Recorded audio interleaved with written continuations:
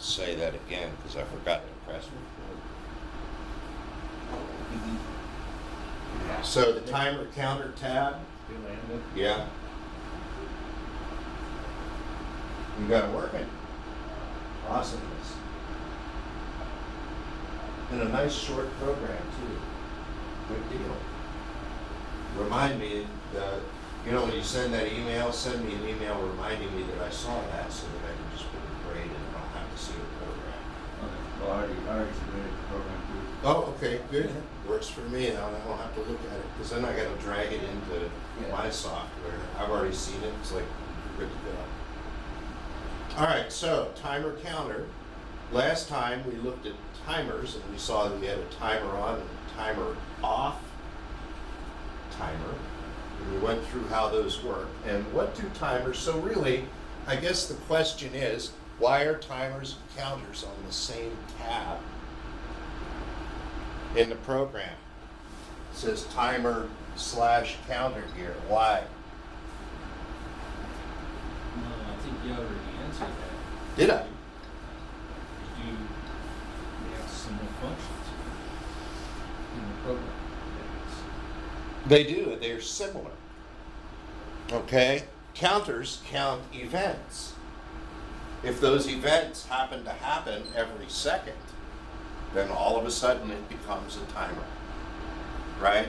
So counters are typically used to count events that are not necessarily on a time base.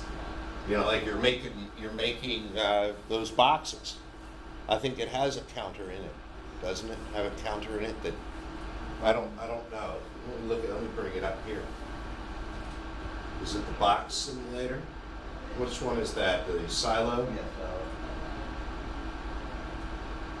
No, it does not really have a counter. No, but the bottle simulator. I know it does. It has counters right here, small, large, and so you have to program it using a counter instruction. And if you've seen this run, the small bottles don't come regularly because they're interspersed with large ones. So it's not counting anything that's happening on a regular time. Therefore, we would use a counter for that. Okay, so let me get back to my I/O simulation. And we will bring in a counter.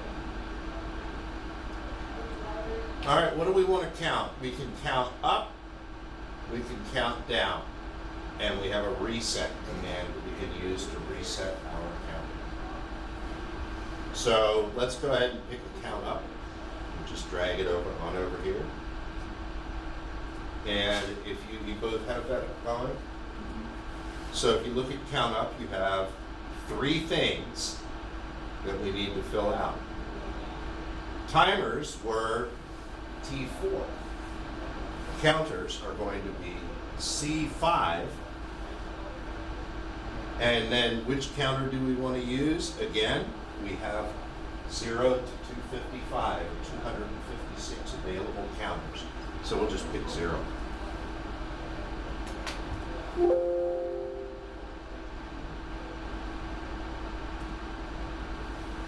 How high do you want to count up to? 10? Sounds like a good number.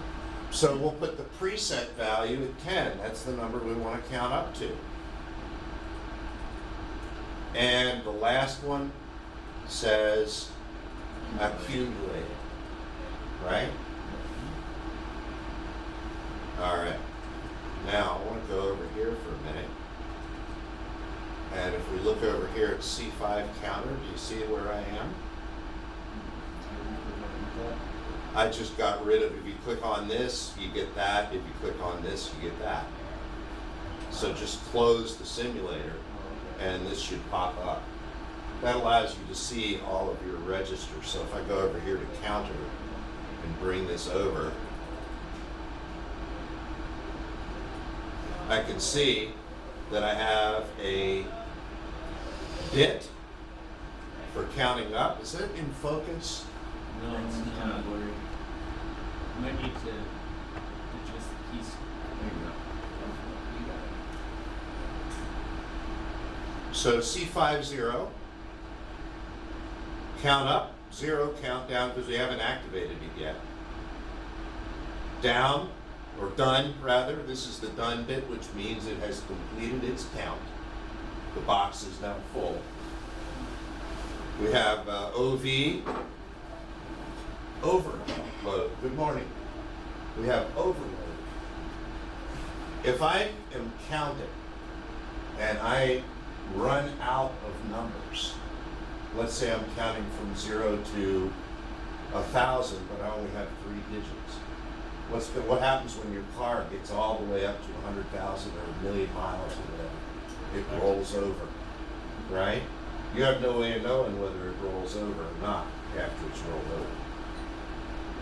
So if you have a light that says, hey, this is rolled over, that's what the over bit is. So if you've counted and the count has gone above the maximum count, then that light will come on.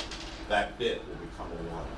The same thing if you're counting down and you're counting 10, 9, 8, 7, 6, 5, 4, 3, 2, 1, 0, and then another one comes in, you've gone under the count value. Okay? You notice that pre and accumulator here are preceded by dots, not slashes. That's because they hold more than just 1 bit. And right now, our preset has the value of 10 in it. That's what we've set up our counter to do. Okay? Good so far? Now, let's go ahead over here and grab a bit. Let's grab ourselves an input. Go back over here to our I/O simulator. And we will just go ahead and connect this to our first button, which I'm going to change to a push button. This will be then I10.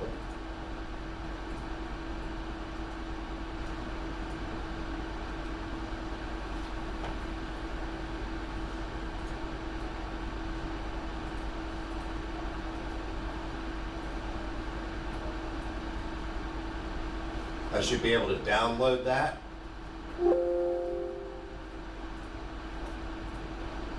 Run it. And activate I1. That's not doing anything. I must have made a mistake. I think the mistake I made was here.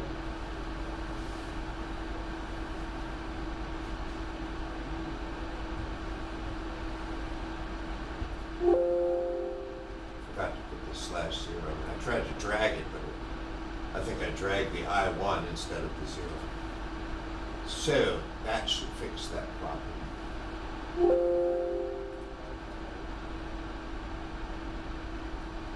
Okay? Every time I press the button, see what's happening? The counter is going up. Why doesn't it reset it once it reaches the preset? What's that? What did you say? So why doesn't it reset once it reaches the preset? Because it only does what you tell it to do. Hello. It only does what you tell it to do. Okay? Preset value just means that the done light is going to go off as soon as it gets to that value. It means it's done counting. Right? But if more events come in before you reset it, it's going to continue to count. Does that make sense? All right, so as long as we're clicking on this button, it should be increasing. And at some point, let's go back over here and see if we can open up that counter box. So we have preset accumulated is at 9. Our preset is at 10. And if we apply one more pulse, what happens? The accumulated and preset values match. And you have a done bit. that is now a 1 that says we've reached the end of our count.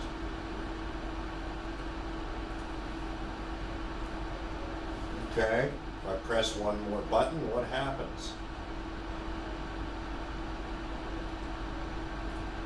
It continues to count. But notice the done bit is still a 1 because we have reached our terminal count. We're just counting extra. Okay, and one thing you could do is take the done bit. Let's go back to program. And let's insert a bit into here.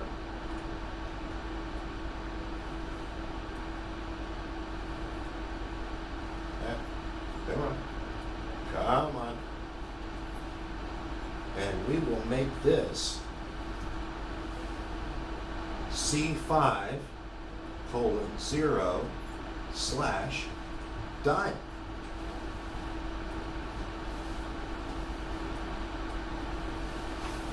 So we're going to take our counter's done bit and we are going to use that then to execute a reset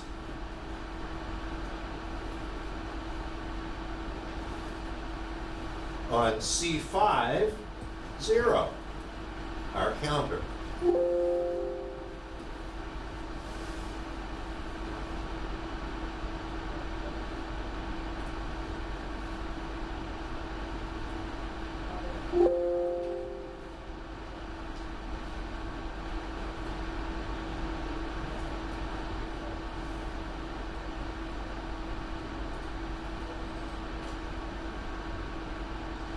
Five, 6, 7, 8, 9, 10, and it reset.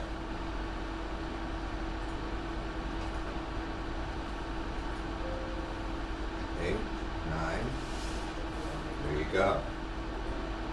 As soon as it reached 10, it went, slid over to the next digit, and you got a 1 there. So you can reset it. You can reset it at any number you want.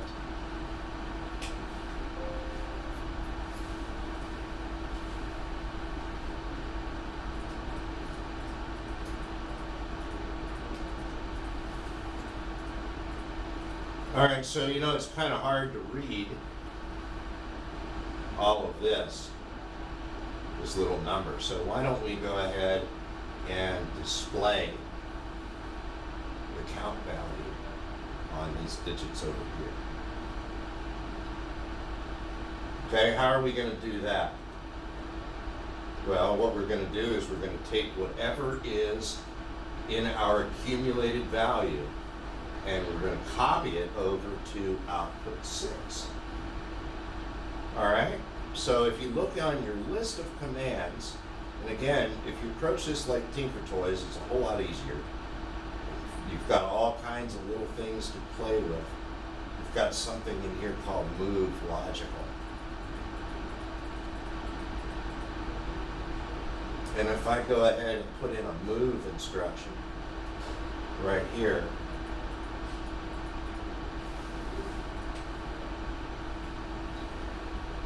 you have move, source, and destination, right? So we want to move whatever is in our accumulated value over to output 6, right? So our source then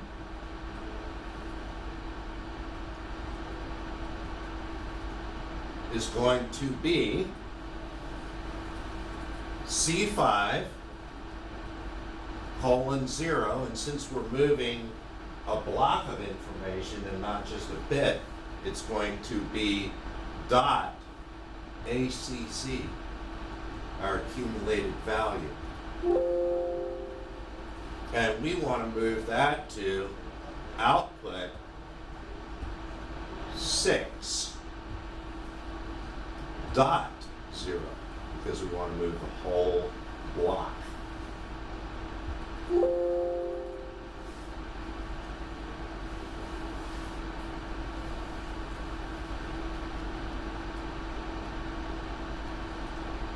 And once we have done that, you notice that underneath the two addresses, we see what's currently in there. So we currently have a 1 in our accumulated value. It shows that right here. And we have a 0 in our destination value, which is right here.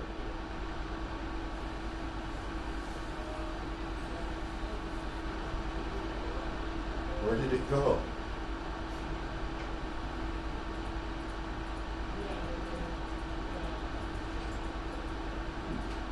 What happened there? Let's go ahead and download it and run it.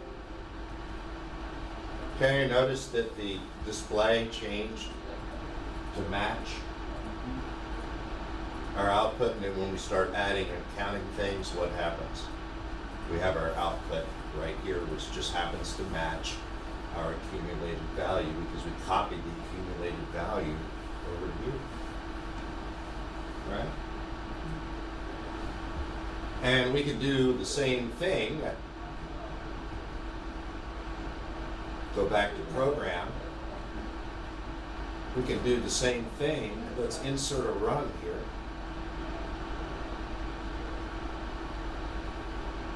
Oh, where is it?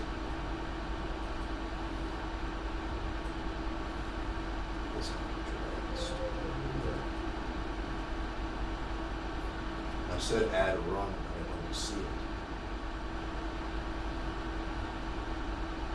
Huh. I guess it didn't.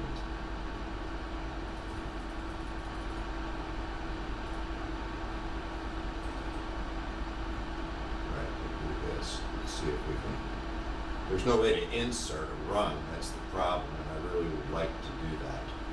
So I think I will just go ahead and make a Actually, new notice, you have to go up to user in your, Where? in your options up here. Scroll over, yeah, in there, scroll over to user. Oh, is that where it is? Yeah, and then there's the first one, Yep. and then you Right, just get drag to it where you down want to it. where you want it. I want it right at the top, so it's perfect. So what we want to do is we want to do another move. So I'll go back to my move instruction. Grab the move instruction over right here. And we're going to move I5 into our preset value so that we can dial up our preset value and change it. So our source is going to be our I5, I:5 dot 0. That is this input over here. On the button. Yeah, with the switches, Yeah. 0, 0, 0, 0 input. Yeah. And then our destination is going to be T5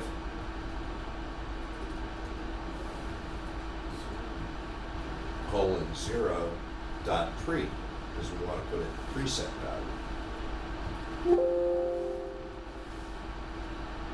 Something didn't happen right there. C5 colon 0 dot E comma E.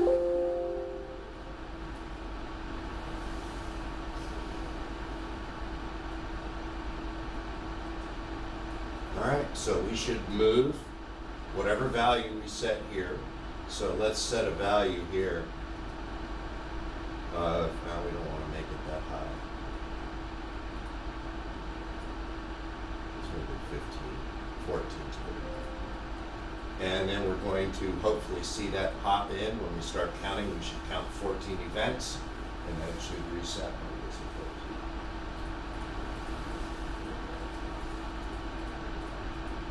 Maybe it'll work, maybe it won't. We'll see.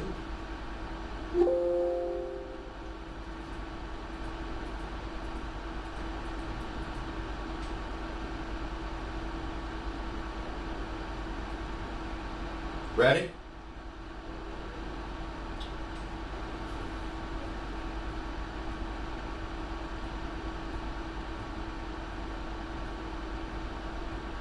Interesting. 7, 8, 9, 10, 11, 12, 13, 14, 15.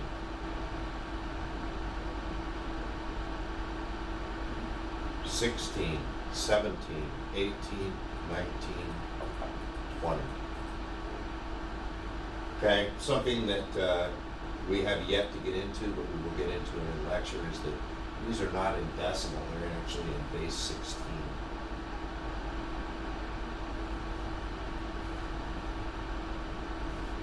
So when we have 14 in there, it's actually 1 times 16 plus 4 times 1, which is 12. So we're going to have to learn, at some point, we learn about Todd and Fred. Todd and Fred are two commands that are used to convert back between computer language, which is binary, and people language, which is base 10. So we still need to solve that problem. But what you hopefully did get out of this little demonstration is that we can do a lot of different things. There are a lot of different commands that we have. All we've done is put in a counter that we can specify the value and then monitor the value of that counter as we go along. Okay, so that's pretty significant when you think about it, because a lot of the stuff we do, including things like microwave ovens where it's a timer instead of a counter, but there's a lot of times that we want to count a certain number. When we get to that number, we want to either turn something on or turn something off, move something, or do something else. Okay? It could be that maybe you're going to put 16 items in a box, but you're going to put 8 items in, and then you're going to lay down a piece of cardboard, and then you're going to put 8 more items in. So then you would look, and you would start doing things like this. Then we go back out of over to here, and we have something called compare. And if I look at this one right here, equal, I can say that when my counter, which is, what was it, C5 colon 0 dot ACK,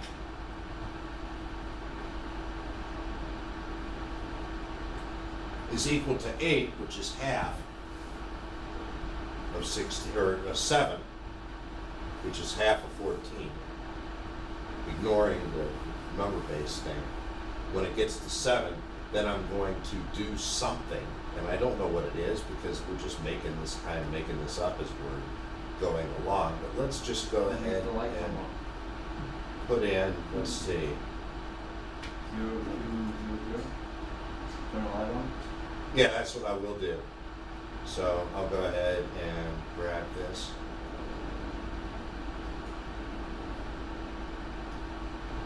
Oops, there's 2 of them. Well, I did one. And the other one, I'm not even going to put an address there, but what I will do is put a edit symbol, and we will make this, we will insert spacer.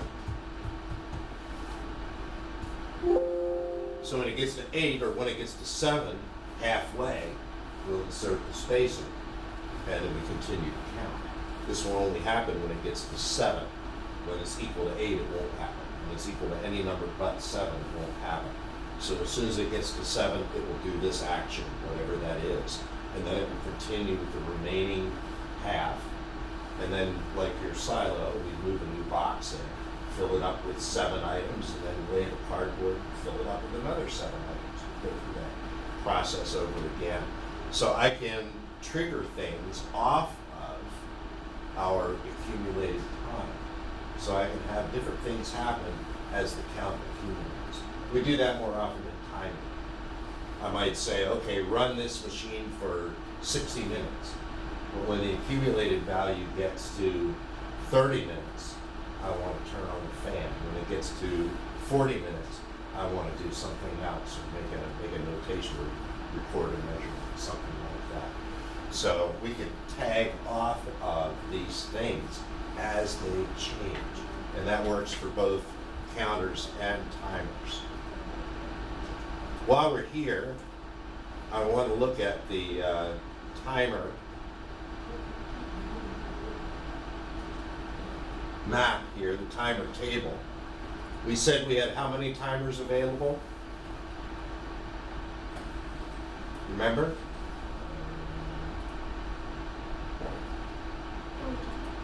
How many timers did we have available?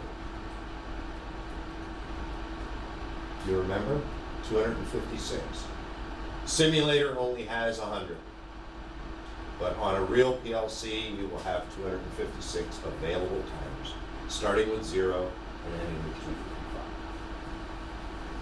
What the timer shows, here are, and this will be a good review from last time, here is in our enable bit, our timer timing bit, which is what we use to run the magnetron and the light in our microwave oven. The done bit, which makes the little ding at the end of the timing cycle. The preset value, which is how much time we want to time. And the accumulated value, which is where we are actually in the timing cycle. The same basic idea is there for our counters. We have the ability to count up, we have the ability to count down. We have a done bit. We have a bit that says we counted too high. We have a bit that says we counted too low. We have the number we want to count to, and we have where we are in the count. So we have everything we need to do that. Okay? So, here's what I want you to think about. Instead of doing the traffic light, I'm going to offer an alternate assignment. Because the traffic light, giant pain in the butt. So I'm going to go ahead and turn this off. And if somebody could energize the Edisons, that would be just great.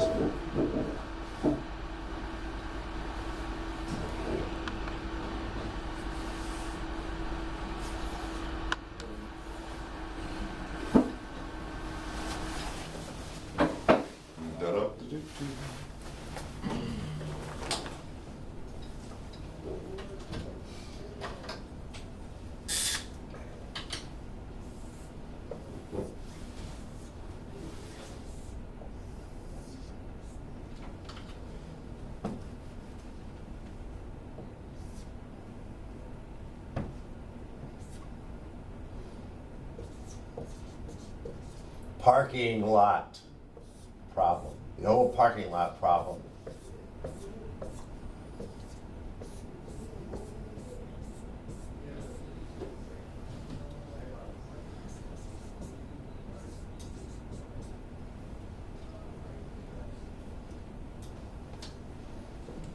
One, 2, 3, 4, 5, 6, 7, 8, 9, 10, 11, 12, 15, 16, 32 spaces.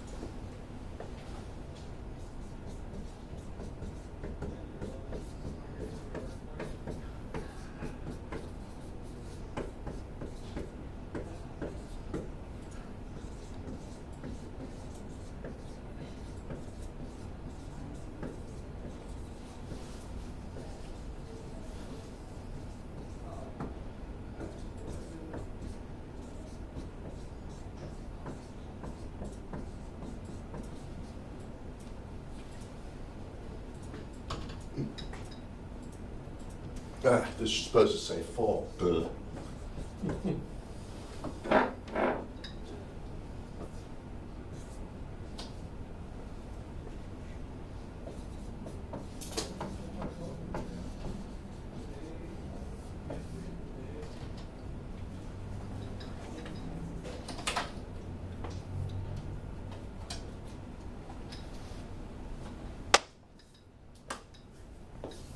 All right, so here's the deal.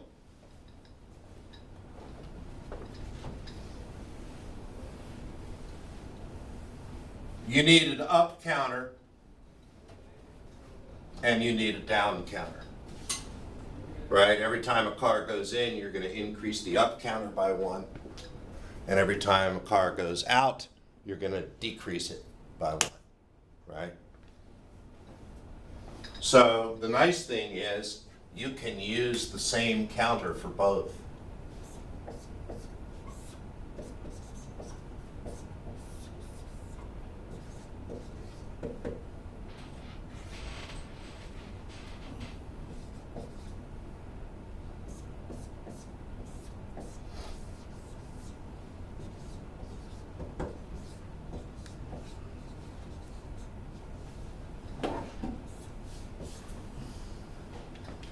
And you do that just by typing the same counter number. Select the down counter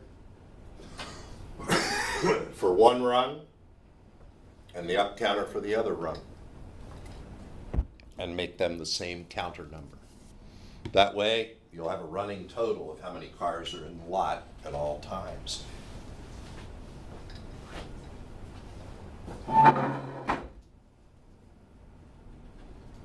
All right, so it's an easier program. It gives you a little bit more real world experience because I doubt any of you are going to be ever programming traffic lights, but you may work for a company that services something like this. And it's also a little bit more intuitive. I don't need you guys to write programs that have 5 or 6 counters and timers in them to get you to understand how they work. This is a better deal. So All right. would we just write this on the I/O simulator? Yeah, you can write this on the I/O simulator. And then just designate different switches and lights to be what we need them to be? Yep, so if you have, if you're using like output 0 or output 2, use the edit symbol to indicate what it actually is, right? Yeah. So if you're going to be controlling a certain light, you just have lot full as your label for that address. And it doesn't matter what address you use. You can use any ones you want. What if we put a gate on it that closes when it's full? Then you can do that too. That's always encouraged. You know, but it should already have a gate on it. Well, that's what I'm saying, because you drew the little gate, so what if that was a gate that closed open as it counted, but once it got full, that gate closes so that no more cars can come in? You want it closed in between cars too, because what happens if a car goes out the in? Yeah. If they go out the in, then you think you have 2 more cars in the lot than you do, because you're triggering the in count and you're leaving, and you're not triggering an out. So you want to have that thing like cut that right off. Yeah. And then you could just not open it if it's full. Yeah. That's one option. We'll light the lot full signs, like, hey, it won't open. Well, duh, there's not full signs on it. Yeah. Okay. Use your imagination. Nothing wrong with your idea. Any other questions on this?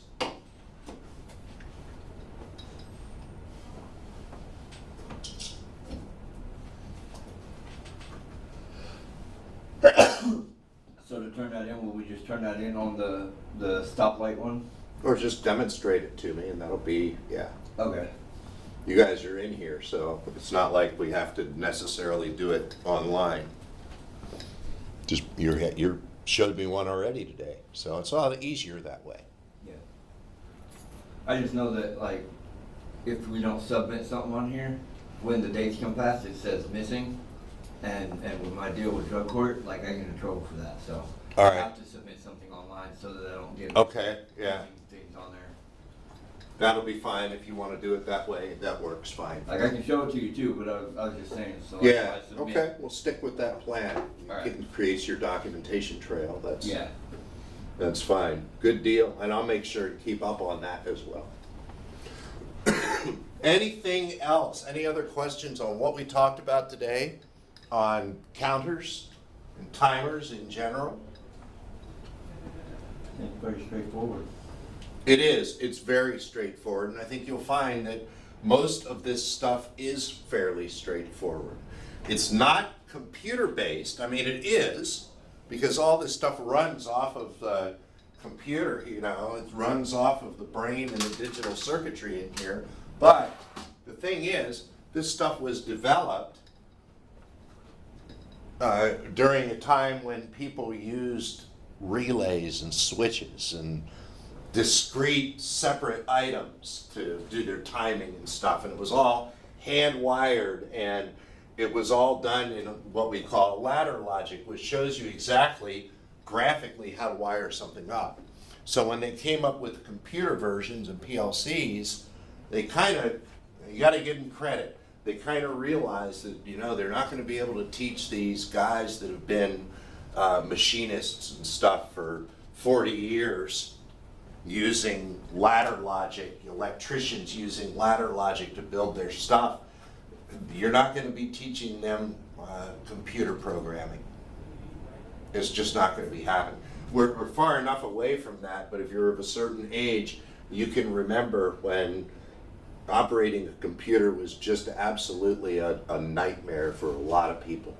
Same thing went on in the 40s and 50s when not everybody had a driver's license. You had the same thing. People didn't know how to drive cars. My grandfather never had a driver's license, never needed one. Took the bus everywhere.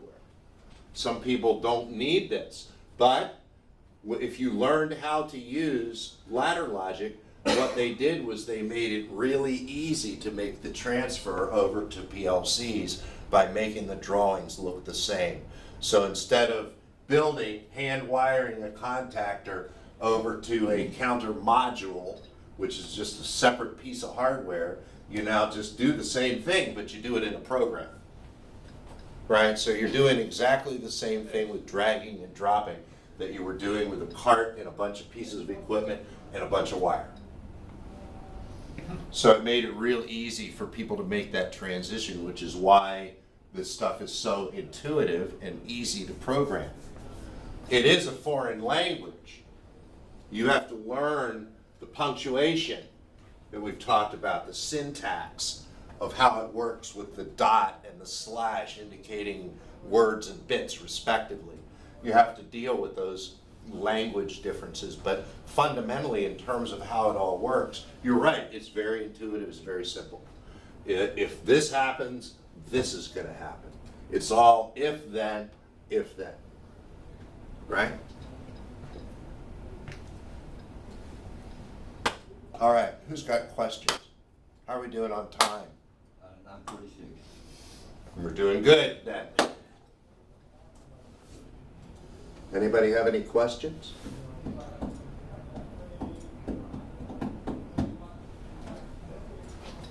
I do have Monday's lecture uploaded, but I haven't gotten it linked over yet. You have to understand, it takes me for an hour, 45-minute lecture, it takes me about 20 minutes to actually download it to my computer from this slow little camera. Sorry, buddy, from that slow little camera.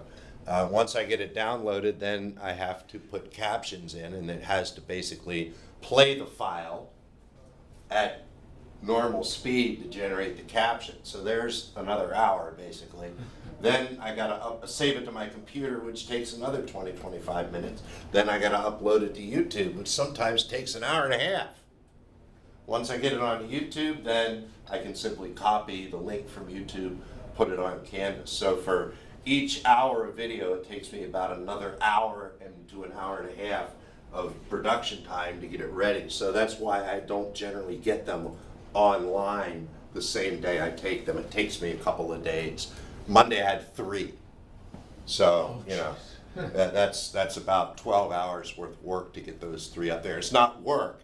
It's waiting for files to upload and download. Can't do anything with them until they've made that transition. So yeah, they'll be up there, but we have one for today. So I'm gonna press stop right now.